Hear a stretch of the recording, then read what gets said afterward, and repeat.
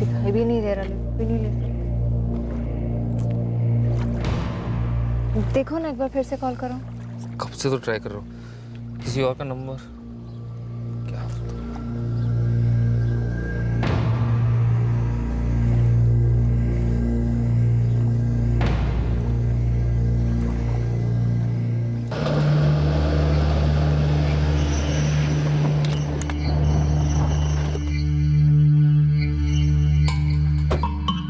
हाथ करते हो यार, 1 घंटे में आने वाले थे। बहुत गलती होगी सर, वो गाड़ी खराब हो गई तो बनाने में टाइम लग गया सर।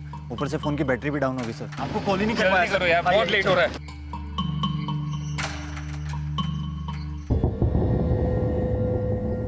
ये गाड़ी के अंदर कौन है? कोई नहीं है सर, बैठिए ना। कोई नहीं का क्या मतलब? ये टैक्सी हमने बुक की है ना, तो इसमें आप किसी और को नहीं बैठा सकते, उसे अभी उतारो। मैडम मेरी बात सुनिए, वो मेरे गांव वाला ही है मैडम। वो गाड़ी खराब हो गई तो उसने मेरी मदद की मैडम।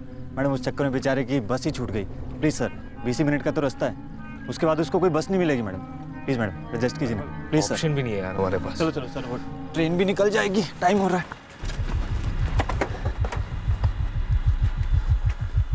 अब जल्दी करो यार। आ गया सर।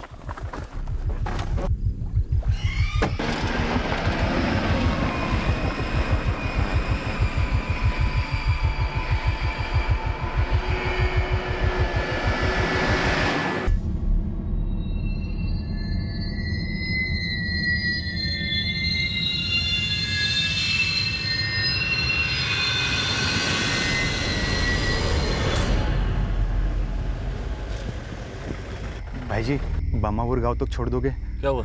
1 घंटे से खड़ा हूँ, अभी तक बस नहीं आई। घर पर बच्चे बीमार है। भाई बहुत मेहरबानी होगी आपकी। साहब कुछ ज्यादा नहीं हो रहा है? अगर हमें सबको बिठा बिठा के लेके जाना होता तो हम लोग टैक्सी क्यों करते? बस में चले जाते ना। सर पुराना मानो एक बात बोलूं सर, पर कभी इस इलाके की बसों में बैठोगे ना आप, तो आपको समझ आ जाएगा कैसी है यहाँ की बसें। अरे हमें तुम्हारी लेक्चर नहीं सुननी है, हमें स्टेशन पहुंचना है, जल्दी चलो यहाँ से। लेक्चर वाली कोई बात नहीं थी मैडम। देखो मैडम, आप लोग तो पढ़े लिखे हो, इतने समझदार हो, अच्छी अच्छी बातें जानते हो। सच में इस इलाके की बहुत हालत खराब है। हम टैक्सी वाले जितने भी हैं ना, इन गांव वालों की खूब मदद करते हैं, पूरे गांव वाले भी हमारी खूब मदद करते हैं। क्यों भाई? हाँ हाँ। सब तरस खा लो ना बेचारे पे, बेटी बीमार है, कहीं कुछ हो गया, और ये बमावल गाँव तो पास में ही है, छोड़ देंगे ना साहब? अच्छा ठीक है, लेकिन इसके बाद गाड़ी कहीं नहीं रुकनी है। हाँ हाँ पक्का। ओए बैठ, चल चल, आराम से बैठियो। हाँ सामान है संभाल के। हाँ सब।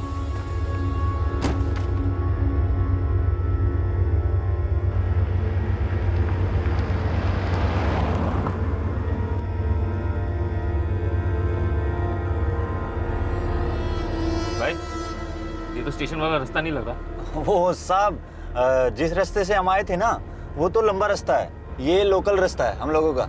मैं आधे घंटे में आपको ट्रेन में पहुंचा ही दूंगा साहब, टेंशन मत लो आप।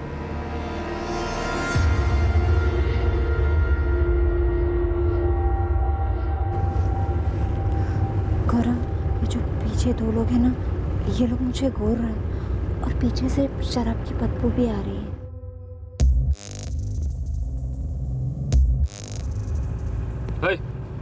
साइड में गाड़ी रोक और इन दोनों को उतार। और ये बंदा उतरने वाला था ना रास्ते में, सुन नहीं रहा है? साइड में रोक गाड़ी। अरे गाड़ी साइड में रोक। देखो मैं पुलिस को फोन करूंगी अगर तुमने गाड़ी नहीं रोकी तो। हाँ मैडम, अब ये गाड़ी तभी रुकेगी जब हम चाहेंगे। और ओ लल्लू और मैडम, ये जो तुम दोनों की कैंची जैसी जुबान चल रही है ना, बंद कर लो इसको, वरना खींच लेंगे हम, समझे कि नहीं? मार साले को।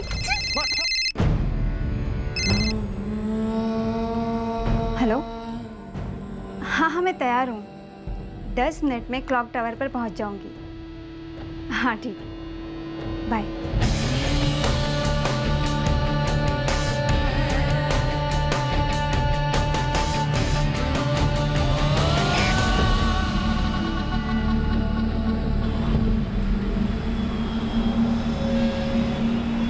सात दिन हो गए, हमारे बच्चों की कोई खबर नहीं। कितने खुश हैं वो एक दूसरे के साथ, कितना प्यार करते हैं एक दूसरे से। पता नहीं कहां चले गए। रवा करता, आपको लगता है वो दोनों हम सबको बिना बताए कहीं जाएंगे? हमारे बच्चे ऐसा करेंगे? उन्हें मालूम है हमें फिक्र होगी उनकी, फिर वो ऐसा क्यों करेंगे? वो ऐसा कर तो नहीं सकते। मुझे लगता है वो कहीं गए नहीं है, अपनी मर्जी से तो नहीं गए। काश कि वो अपनी मर्जी से ही कहीं चले गए हों, ताकि अपनी मर्जी से ही वापस आ जाएं। मैं कुछ और सोचना ही नहीं चाहता, मैं कुछ भी नहीं सोचना चाहता रवि बाबू। मैं भी कुछ और नहीं सोचना चाहता हूं। आंखों के सामने ऐसे ऐसे नजारे आते हैं कि बदन का पूरा खून ठंडा हो जाता है, बर्फ की तरह।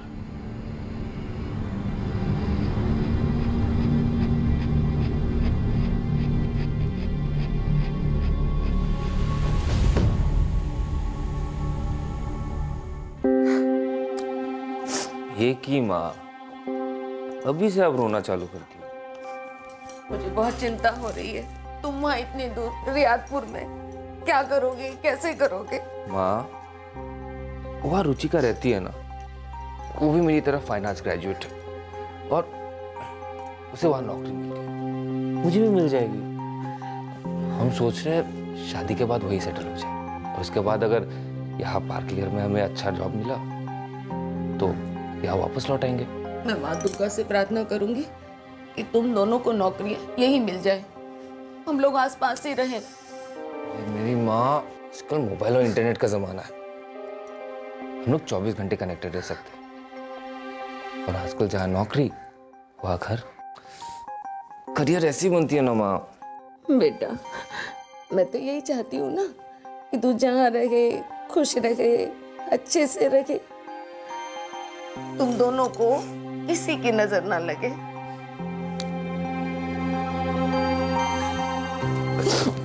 अब रोना मत माँ।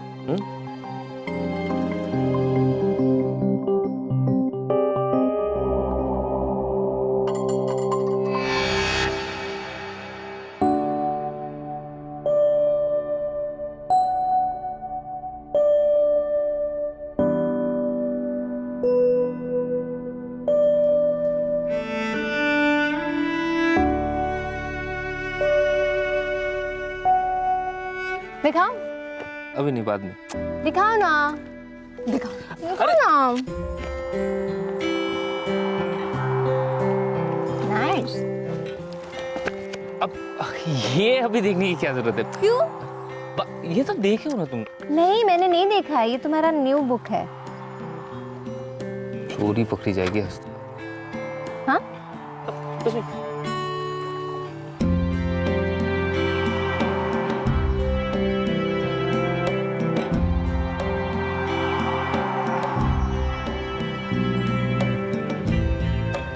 जब दिल चुराए मिस्टर रॉय, तो ये चोरी क्या चीज है? गौरव बोलो ना, हम ये शादी वाले कपड़े कब पहनेंगे? शादी वाली कपड़े? अब जब मेरा जॉब परमानेंट हो जाए तब। वो तो 3 महीने में हो जाएगा। फिर 3 महीने में हम भी परमानेंट हो जाएंगे और उसके बाद कभी रिटायर नहीं। सो मिस रुचिका से डन।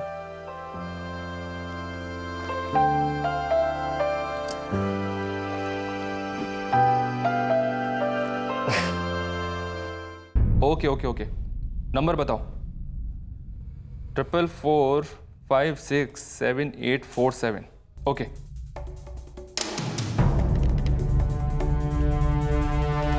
हाँ, एक नंबर नोट करो, 444567847। पता करो कि इस नंबर के सिम कार्ड को कौन इस्तेमाल कर रहा है। जल्दी पता करो। ये सिम कार्ड उस मोबाइल फोन में है जो रुचिका सेन का था। ये वही लड़की है जो तार दुर्ग से अपने मंगेतर गौरव रॉय के साथ गायब हुई है।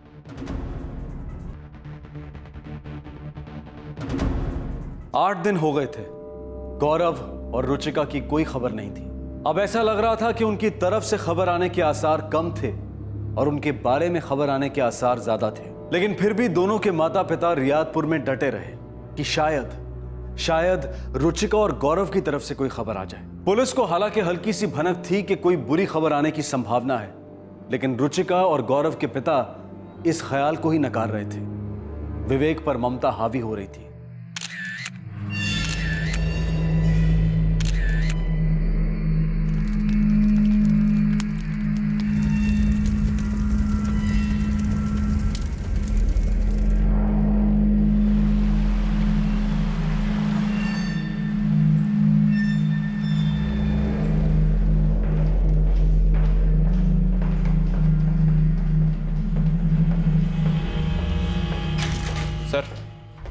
रुचिका का मोबाइल फोन इस्तेमाल हो रहा है। नंबर है 4445677847 और ये नंबर किसी मनीषा राणा के नाम पर है।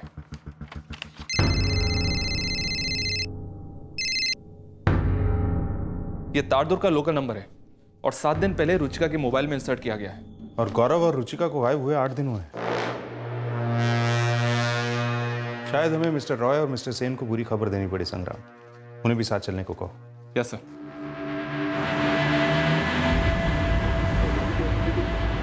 ये मनीषा राणा कौन है? हमें अभी तक पता नहीं है मिस्टर सेन। ये अजीब बात है, हमारी बेटी रुचिका का फोन कोई और इस्तेमाल कर रहा है। वही तो।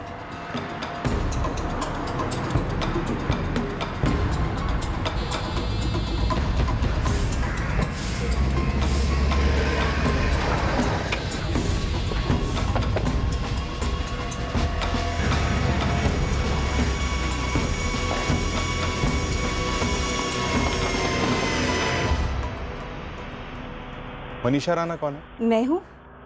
आप लोग कौन हैं? ये फोन नंबर 4445677847 ये आपका है? जी हाँ, मेरा है। अपना फोन ले आइए। क्यों? लेकिन आप लोग हैं कौन? हम पुलिस वाले हैं और ये सब लोग रियादपुर से आए हैं। पुलिस वाले?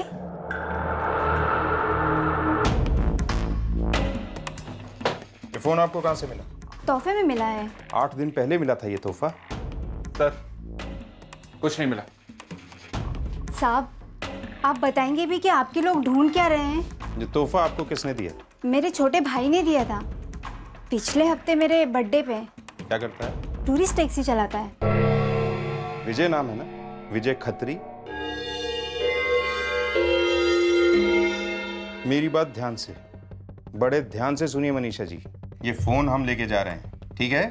अगर ये बात आपने अपने छोटे भाई को बताई कि हम यहाँ आए थे, तलाशी ली, पूछताछ की, ये फोन अपने साथ ले गए, तो मैं आपसे वादा करता हूँ मनीषा राणा जी, आप जिंदगी भर पछताएंगी। लेकिन ऐसा हुआ क्या है? कोशिश आप बहुत अच्छी कर रही हैं अनजान बनने की, लेकिन आपके चेहरे का मुखौटा बता रहा है कि आप काफी कुछ जानती हैं।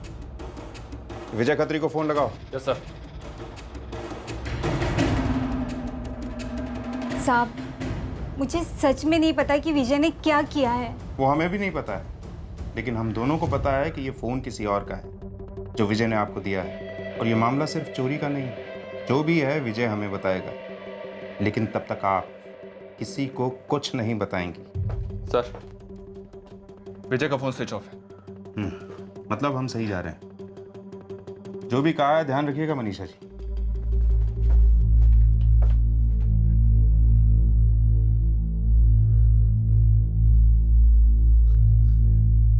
ये फोन मेरी बेटी का है।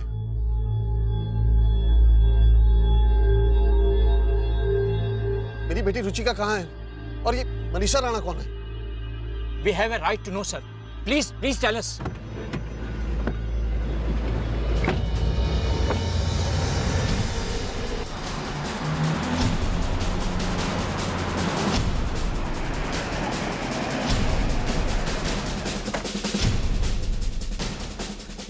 सर देखिए, हम भी आपके साथ चलेंगे। आप लोग हमें कुछ बताते ही नहीं। आप लोग प्लीज यहीं पे वेट कीजिए, हम आपको बताते हैं।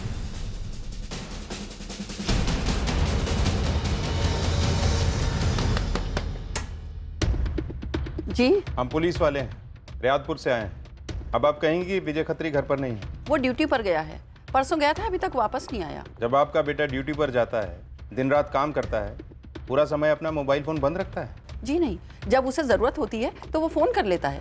इस वक्त बेहद जरूरी है। अब फोन उठाएगा? तलाशी लो।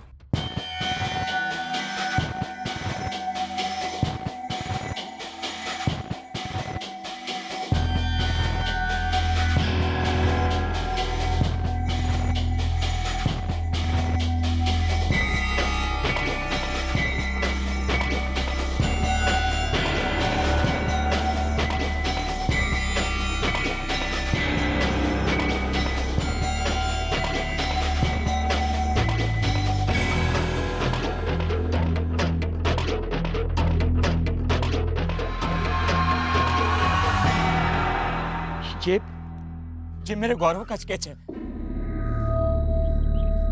और ये मेरी बेटी रुचिका। ये उसका बैग है। ये मेरे बेटे गौरव का बैग है और उसी का लैपटॉप है। ग्रेजुएशन के बाद मैंने उसे गिफ्ट किया था 6 महीने पहले। सर अब तो बताइए ना, हमारे बच्चे कहाँ हैं? सर कुछ तो बोलिए।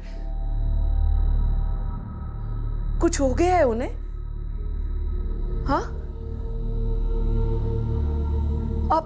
आप बोलते क्यों नहीं? देखिए, आपको मेरी कसम, सच बताइए। मुझे भी आना है वहां। हाँ, मुझे आना है वहां। ऐसे कैसे उनकी चीजें किसी और के घर में मिल सकती हैं? आप मुझसे कुछ छुपा रहे हैं ना? हाँ, आपकी आवाज क्यों कांप रही है? बोलिए ना, क्या हुआ हमारे बच्चों को?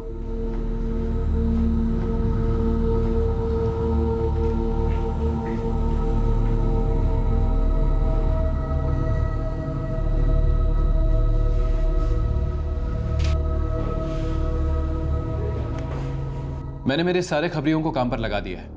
विजय खत्री ज्यादा दूर नहीं भाग पाएगा। वो आपके हाथों में था, यहाँ इसी थाने में। हाँ, तब हमने सोचा नहीं था कि वो इन सब के पीछे होगा। यहाँ रोज रोज तो ऐसा होता नहीं है। इसीलिए ये ज्यादा जरूरी था इंस्पेक्टर ने की। ड्राइवर विजय खत्री आखिरी आदमी था जिसके साथ वो लास्ट देखे गए थे। जरूरी था कि आप उसके घर की तलाशी लेते। तब सिर्फ 5 दिन हुए थे उन्हें गायब हुए।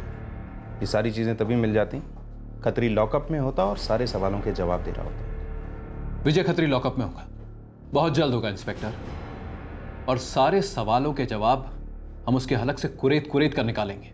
तारदुर्ग हिल स्टेशन पर छाई मायूसी और निराशा की धुंध अब खुल गई थी और एक कड़वे सच का चेहरा सामने आ गया था। एक ऐसा सच जो दुनिया के कोई भी माँ बाप न कभी सुनना चाहते हैं न देखना। मुजरिम का चेहरा भी काफी स्पष्ट था। विजय खत्री, टूरिस्ट टैक्सी का ड्राइवर जो इस जोड़े को सारंगी पॉइंट के पास वाली लेक पर ले गया था। अब यह जानना जरूरी था कि वहां ले जाने के बाद एग्जैक्टली हुआ क्या। इसका जवाब सिर्फ विजय खत्री दे सकता था।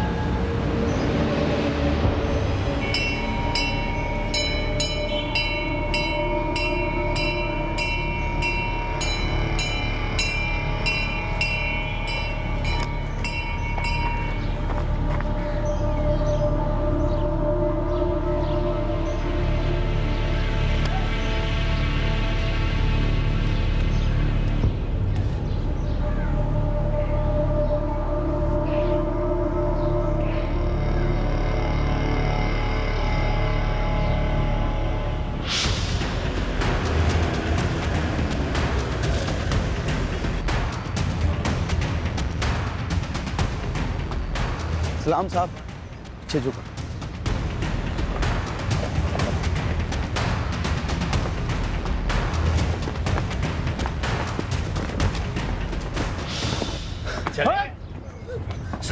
चलो इसे, चलो चल।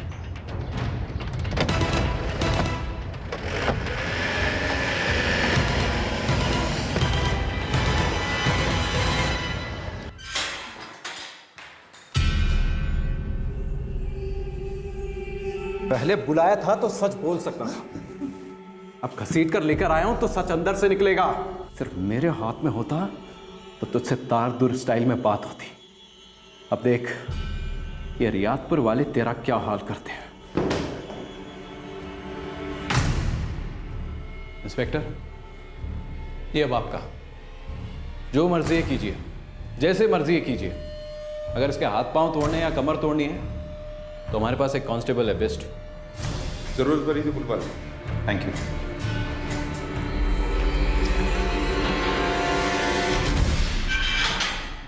रुचिका का फोन तुमने अपनी बहन मनीषा को तोहफे में दिया था? साहब मुझे नहीं मालूम था वो फोन किसका था साहब। मुझे तो कार की पीछे वाली सीट से मिला साहब। मैंने बहन को गिफ्ट कर दिया। गलती होगी साहब। सिर्फ फोन ही मिला था पीछे वाली सीट पर? हाँ हाँ साहब, मेरी माँ की कसम साहब, सिर्फ फोन था। सच? जी। और हमें ये मिला था तुम्हारी माँ के सामने से तुम्हारे घर से, और ये मिला था। ये कहाँ से आया विजय खत्री? कहाँ से आया? कार के सामने की सीट से, डिग्गी से? अब बोल भी। मैंने कुछ नहीं किया था। कुछ नहीं किया तो रो क्यों रहे? वैसे अभी तक हमने भी कुछ नहीं किया तुम्हारे साथ, लेकिन अब करेंगे रियादपुरी स्टाइल।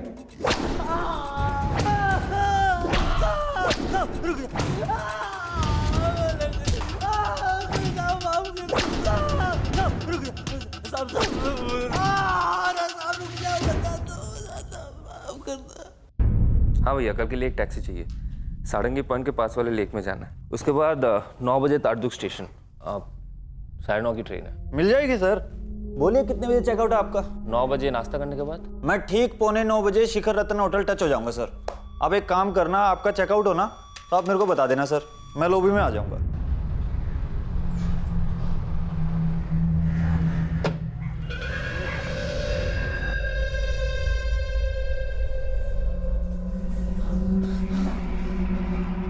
पहले से प्लान बना लिया था तूने? कोई प्लान नहीं था सर, मैंने तो उन्हें देखा भी नहीं था सर। फिर प्लान कब बनाया? उन्हें देखने के बाद? ऐसा क्या दिखाई दिया था उनमें?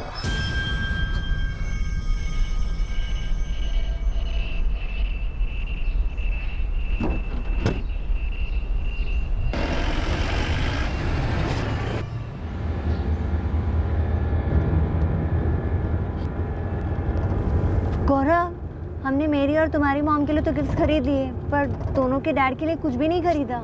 सामने एक हैंडीक्राफ्ट का दुकान है, वहाँ चलते हैं, वहाँ से कुछ ले लेंगे। अब थोड़ा महंगा है लेकिन अच्छा क्वालिटी। अब विजय। हाँ सर। वो जो सामने हैंडीक्राफ्ट का दुकान है ना? हाँ सर, समझ गया, रोक दूंगा। काफी भारी खरीदारी की साहब दोनों ने, ऊपर से बगल में लैपटॉप भी था उसके। तो भाई मेरे लौंडा लौंडी हैं, हनीमून वाले लगते हैं। काफी माल है, काफी मतलब समझ लियो काफी। लेकिन विजय, अबे वो लोग टूरिस्ट हैं, कुछ ऊंच नीच हुआ ना तो बहुत बवाल होगा। अरे यार, कौला लौंडा है, लल्लू सा तो है, कुछ नहीं करेगा। ऊपर से लौंडिया भी साथ में है, 5 मिनट में काम हो जाएगा। लेकिन 5 मिनट के बाद क्या? अबे वो तो तुझे जानते हैं ना, तो कौन है, कहाँ से। सीधा जाएंगे पुलिस स्टेशन और हम लोग के पिछवाड़े घुसेगा डंडा। अगर ऐसा हो कि वो दोनों कभी पुलिस तक पहुंच ना पाए और पुलिस भी दोनों को ना ढूंढ पाए तो? मतलब? वही मतलब, बुलाया ना, जल्दी बोलना। लेकिन ये काम सिर्फ हम दोनों नहीं कर पाएंगे, वो जो अपना नंदू है ना, उसे भी अपने साथ लेते हैं। हाँ ठीक है, उस नंदू को भी ले ले साथ। और सुन, तुरंत सारंगी पॉइंट पे मिलियो, वो पीछे टीले के पास। हमारी मतलब ऐश होने वाली है रमेश के बच्चे। चल बाय, रखता हूँ।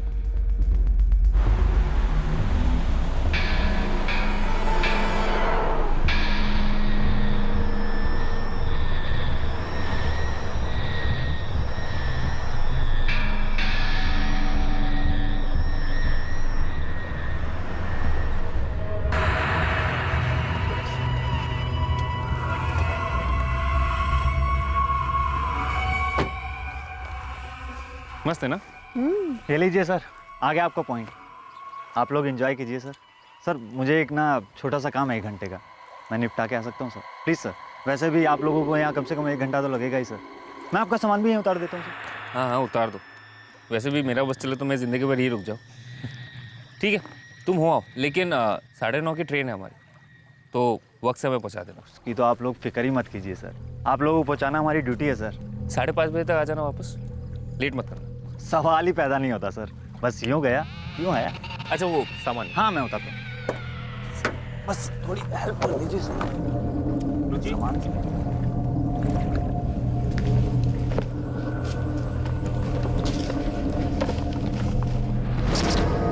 ठीक है सर, मैं चलता हूँ। ठीक है, बाय।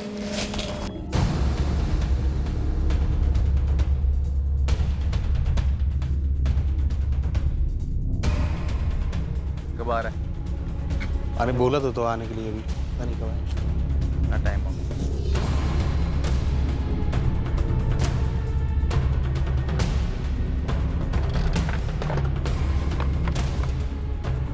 छः तक पहुंचना है। लेकिन यार आते वक्त वो लोग स्टेशन वाले रास्ते से आएंगे और जाते वक्त दूसरा रास्ता देखेंगे तो पहचान जाएंगे, तब क्या करेंगे? यार 6 तक अच्छा खासा अंधेरा हो जाएगा। अंधेरे में किसी को क्या पता चलेगा कौन सा रास्ता था कौन सा नहीं। लेकिन हम क्या करेंगे? अरे यार लूटेंगे और सब कुछ लूटेंगे, कुछ भी नहीं छोड़ेंगे पीछे, समझे कि नहीं? वो दोनों कभी किसी को नहीं मिलेंगे।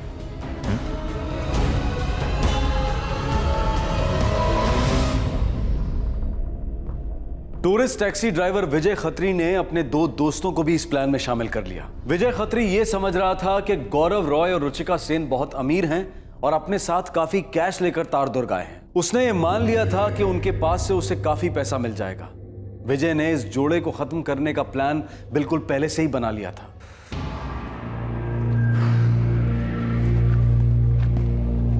कोई दिखाई भी नहीं दे रहा, भी नहीं ले सकते। देखो ना, एक बार फिर से कॉल करो।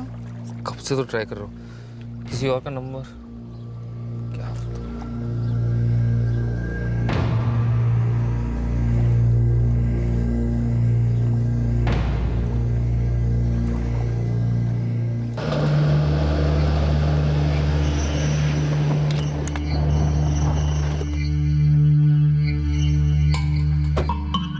हद करते हो यार, 1 घंटे में आने वाले थे। बहुत बहुत गलती होगी सर, वो गाड़ी खराब हो गई तो बनाने में टाइम लग गया सर।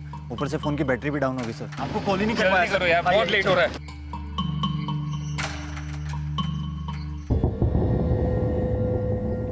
ये गाड़ी के अंदर कौन है? कोई नहीं है सर, बैठिए ना। कोई नहीं का क्या मतलब? ये टैक्सी हमने बुक की है ना, तो इसमें आप किसी और को नहीं बिठा सकते, उसे अभी उतारो। मैडम मेरी बात सुनिए, वो मेरे गाँव वाला ही है मैडम। वो गाड़ी खराब हो गई तो उसने मेरी मदद की मैडम। मैडम उस चक्कर में बेचारे की बस ही छूट गई। प्लीज सर, 20 मिनट का तो रास्ता है, उसके बाद उसको कोई बस नहीं मिलेगी मैडम।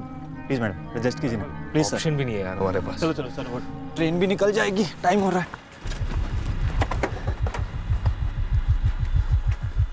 अब जल्दी करो यार। आ गया सर।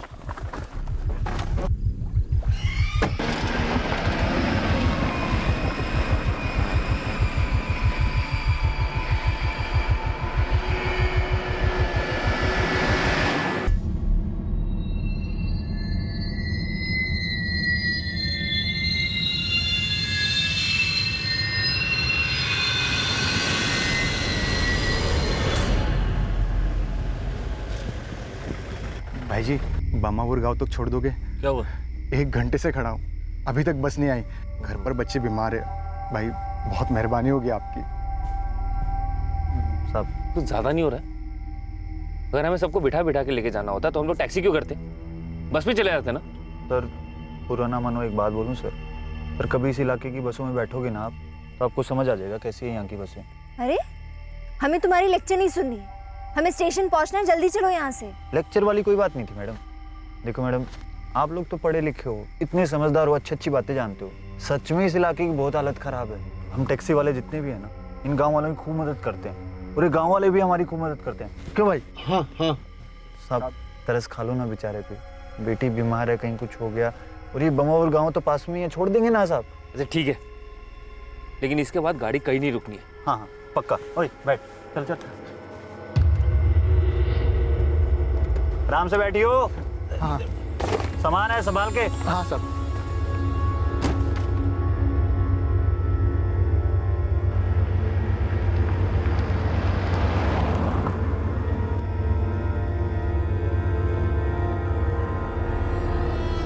भाई ये तो स्टेशन वाला रास्ता नहीं लग रहा। वो साहब जिस रास्ते से हम आए थे ना, वो तो लंबा रास्ता है, ये लोकल रास्ता है हम लोगों का। मैं आधे घंटे में आपको ट्रेन में पहुंचा ही दूंगा साहब, टेंशन मत लो आप।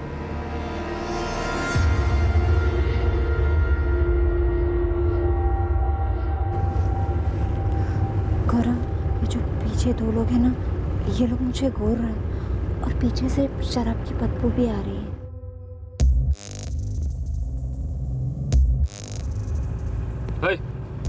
साइड में गाड़ी रोक और इन दोनों को उतार। और ये बंदा उतरने वाला था ना रास्ते में, सुनिए ना, साइड में रोक गाड़ी। अरे गाड़ी साइड में रोक। देखो मैं पुलिस को फोन करूंगी अगर तुमने गाड़ी नहीं रोकी तो।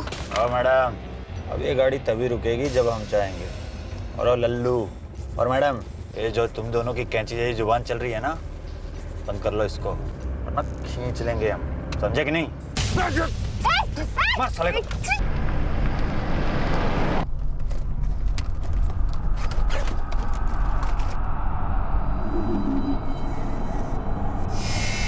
ये कितनी है? 25।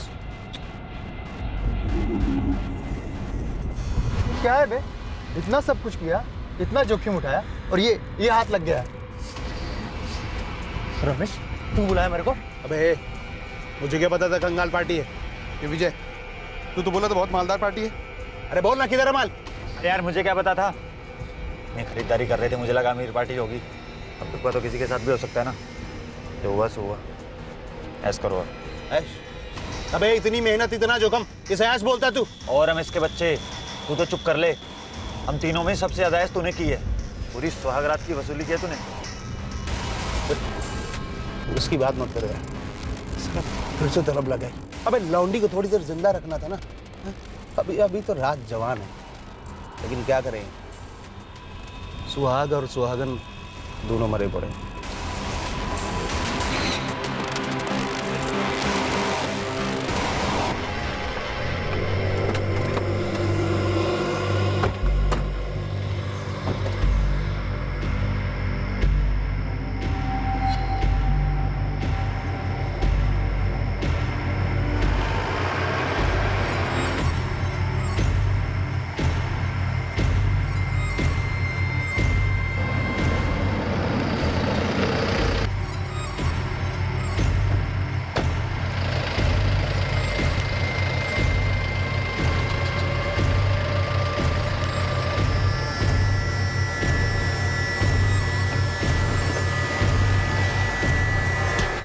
लैपटॉप, एक मोबाइल फोन और चंद हजार रुपयों के लिए तुमने एक मासूम जोड़े की जान ले ली। सोच समझकर प्लान बना। बहुत बड़ी गलती हो गई साहब। मालदार होते तो कोई फायदा तो होता साहब। मानता हूं फालतू में मार दिया मैंने दोनों को, पर साहब जो हो गया सो हो गया। सब सच में लगा था कि तगड़ा पैसा होगा दोनों के पास, पर नहीं। क्या करता।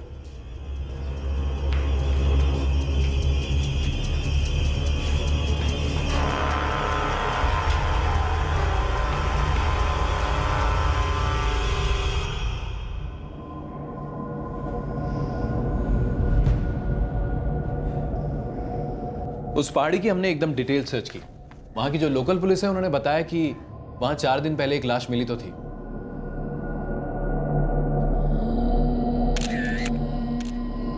ये उस लाश की फोटो है।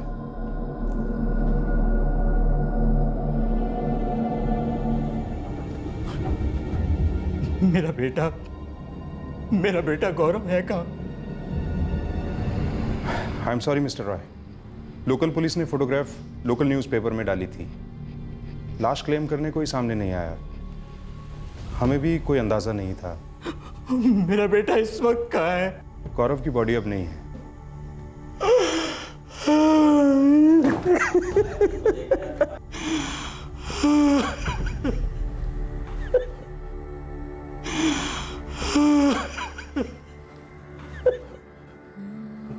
रुचिका, मेरी बेटी रुचिका।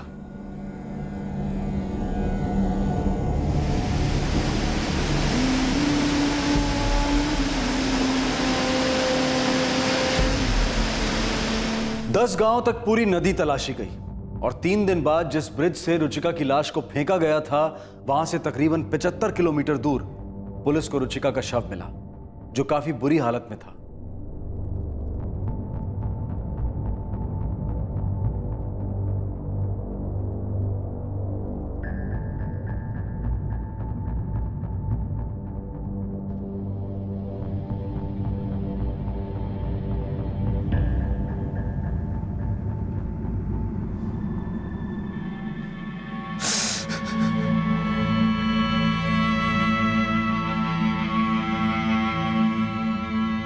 मिस्टर सेन, बॉडी की हालत काफ़ी ख़राब है। इसे यहाँ से 1500 किलोमीटर दूर पाकेरगढ़ भेजना मुश्किल होगा। मेरा सुझाव है कि आप रुचिका की माँ को यहीं बुलाकर यहीं संस्कार कर दें प्लीज़।